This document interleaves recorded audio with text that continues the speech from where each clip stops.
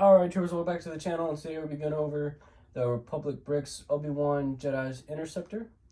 And starting off here, we'll go ahead and look at it, and this model does have 627 pieces. It was designed by Dave's Customs, retails for $199, and is currently on sale for $119.99, of which I believe it is sold out. But if you are a member of his Republic Bricks membership, you can request this set and buy it even though it is out of stock. Pricing might be a little different on it, but you can still get it through it. So go ahead and keep looking at it. Go ahead and jump on to the piece review. So as far as pieces go, I was missing 2 pieces and I had a couple extra pieces, so it kind of balanced out there a little bit. I was missing this gray wedge piece right there. Then go ahead and rotate it to the back.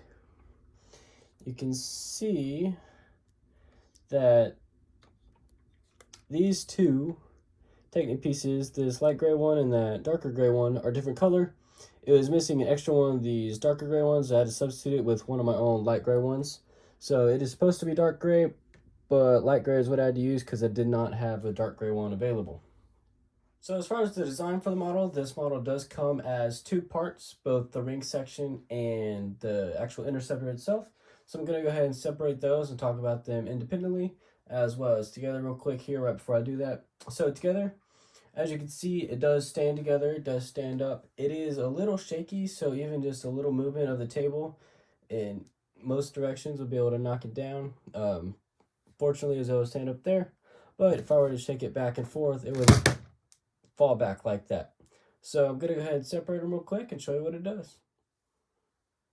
So I went ahead and removed the fighter, and I'll talk about that in a minute, but go ahead and first going to look at this O-ring right here. So as you can see, it is mostly Technic on the inner framework, and then with plates and tiles attached on the outside for the decoration and just to get the coloring right. It has this bar right here that runs across the middle to accurately position the starfighter in the right orientation in alignment with the ring. And you can see here these connections right here are where it connects to the fighter. They actually slide into these Technic rods right here, and that attach it to the ring there. And I'll go ahead and show a little bit more about the fighter in a minute. But you can see the engines, they are connected by Technic. They connect in the back right here and are held in.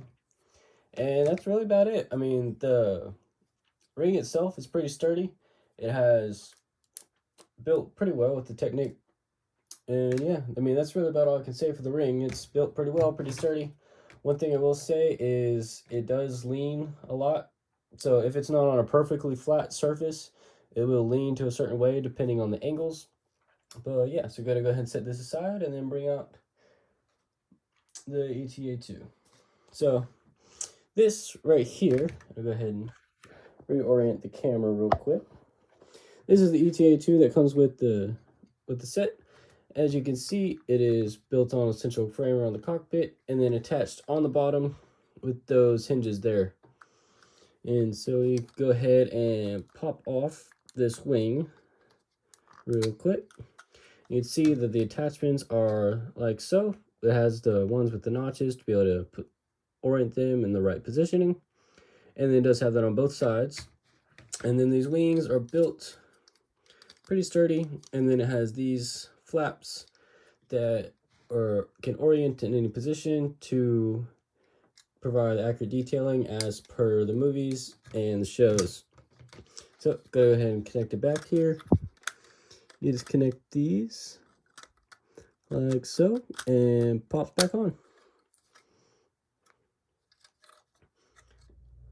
So moving on here with the interior, you can see that the ring itself doesn't really have an interior, as it's just a superstructure with engines attached to it. And the fighter, however, does have an interior. So if you pull this up, you can open up the cockpit area and see that inside you have this sticker panel right there, along with a seat for Obi Wan and a place for his lightsaber and hilt pieces right there. So that is the only interior you have. And then on the back, you see it's just a normal attachment.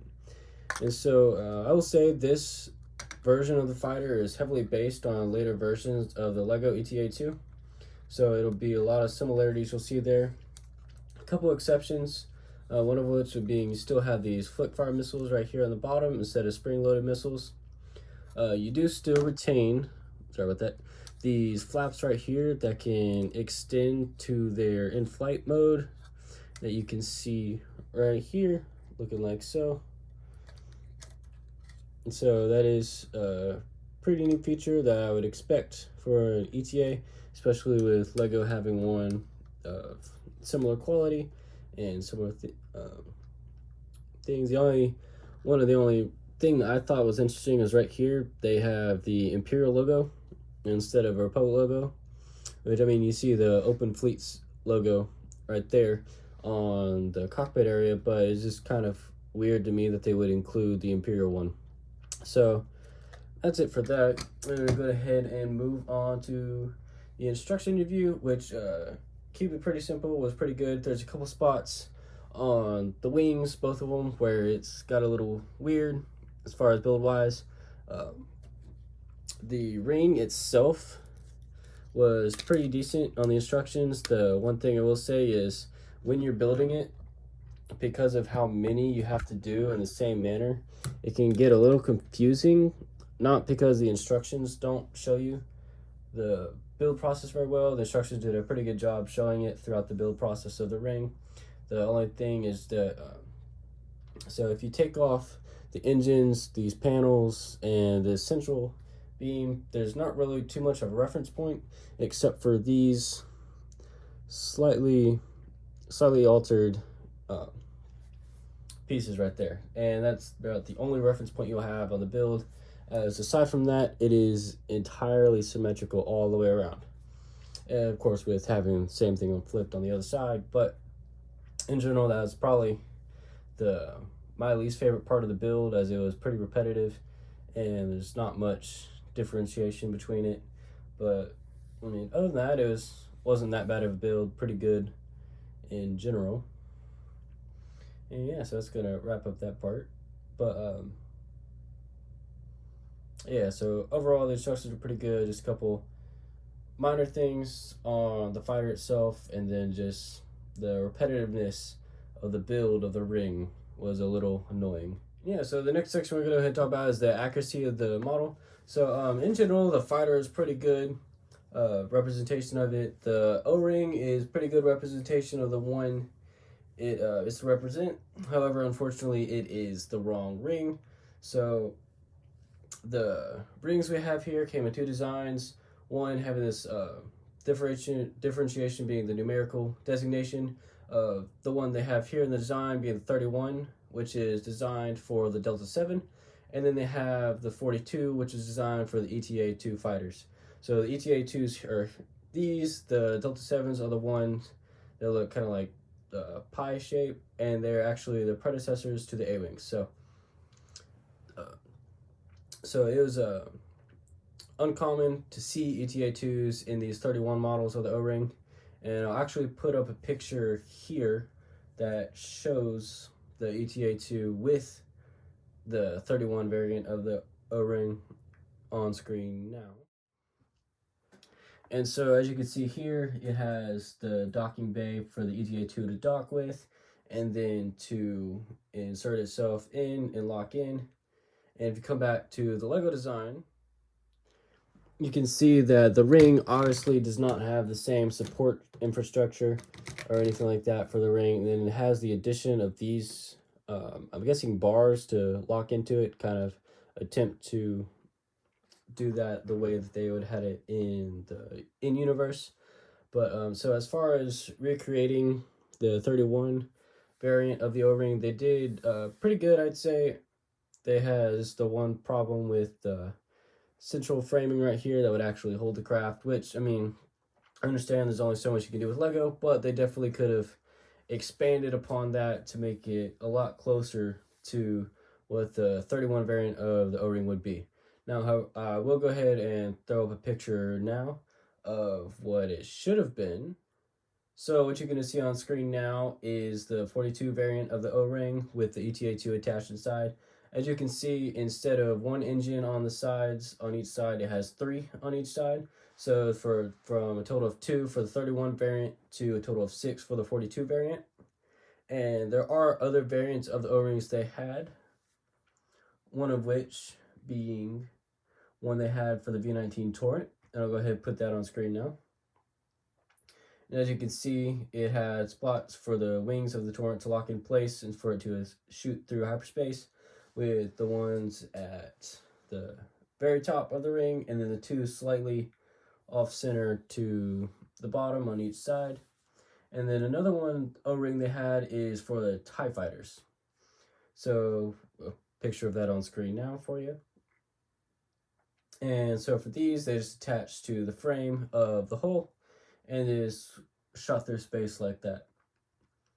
And each ship model design had O-rings on them that they were able to use. So on screen now is a 31 variant of the O-ring with the Delta 7 as was attached. And this is what it would have looked like with the Delta 7 on it. So even then you could see that it would have had a little bit more on the sides. And I'll go ahead and come back to the Lego model here. Had a little bit more on the sides right here, lining this area, which not a big deal at the end of the day, but still something that should have had for accuracy's sake. But that's about really all I wanted to point out with the O-ring. And the fighter itself was phenomenal. The fighter itself, like I said, was more or less copy paste the Lego design and call it a day. And it looks pretty good. And so that's all I'm going to say about that. And then last but not least, we're going to go ahead and talk about minifig scale. So for this minifig scale, I do have to say I had to base solely on the fighter, as I was not able to find any information about the ring itself. So for the Interceptor, it is 17.95 feet long in universe, giving it a minifig scale equivalent of 5.36 inches long. And the model seen here is actually about 7.5 inches long. So it is a little bit bigger than what it should have been for a minifig scale based on what it had in universe.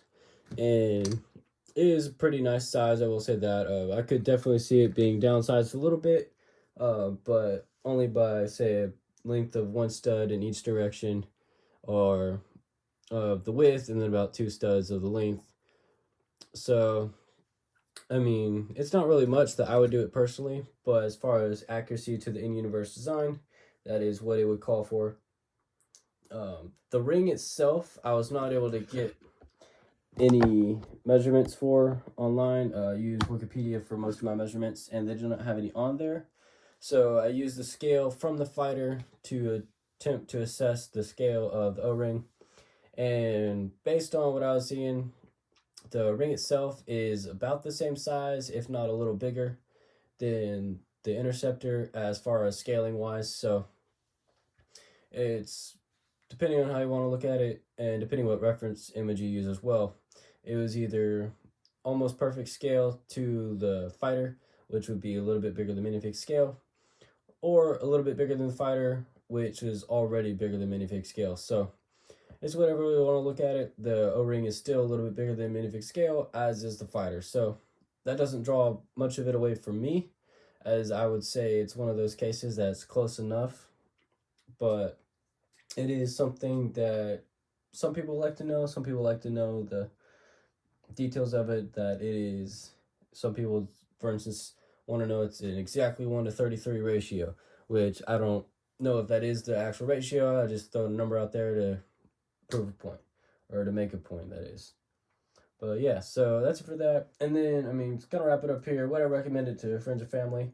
So, I mean, to be honest, probably not. The model itself is pretty good, I would say, for the fighter, and the O-ring being the wrong model of O-ring kind of throw me off. As I showed the first one, there is some things where ETA-2 would attach to the 31 variant of the O-ring. So it's not something that would not have happened in universe, but as I mentioned earlier, the 31 variants of the ring were designed specifically with the Delta 7s in mind, and the 42 version of the ring was designed with the ETA-2s in mind. So they did have a little of interconnectability, but The 31s were gradually phased out, as were the Delta 7s. So the only time you really saw them being used by both the 31s, that is before the 42s came into service and were not widely available. And right, because ETA-2s and the 42s models were developed in sync, and the ETA-2s got out to the market a little bit faster than the 42 rings did. So they were both joint projects that worked together, as were the Delta 7s and 31s. So that is something that to me is kind of eh. I mean, if they would update the O-ring to the 42 variants, that'll be another story. But as of now, I mean, to be honest, if you were to, say, play with this set, there's no real need for a hyperspace ring. If you watch the movies or the shows, almost as soon as they come out of hyperspace, they're going to be dropping those rings and going to their normal fighter form. Now, some people may have a different opinion on this, but in my opinion, there is no need for you to simulate, if you were to play with it, a hyperspace jump, and it'd be almost no way to do that. So, I mean, that's where I stand on it. I don't really think we need the ring. I think you get away with just the fighter, of which, if the fighter itself sold for probably about $70, I would have to guess, worth of pieces and other cost included. And then I would say the fighter itself would be worth it, but given that the ring is both unnecessary and the wrong version, I would say as the combo, it's not really worth it, in my opinion. Now, you might have a different opinion, and that's totally cool. It's totally up to you, but in my opinion, it's not worth it for just because of all those things I mentioned before, but the wrong version and unnecessary. So that's just my stance on it, and that's my review of it. So if you liked it, don't forget to like, comment, share with your friends. If you're new, go ahead and hit that subscribe button down below, and I will see you all next week. You'll have a good week.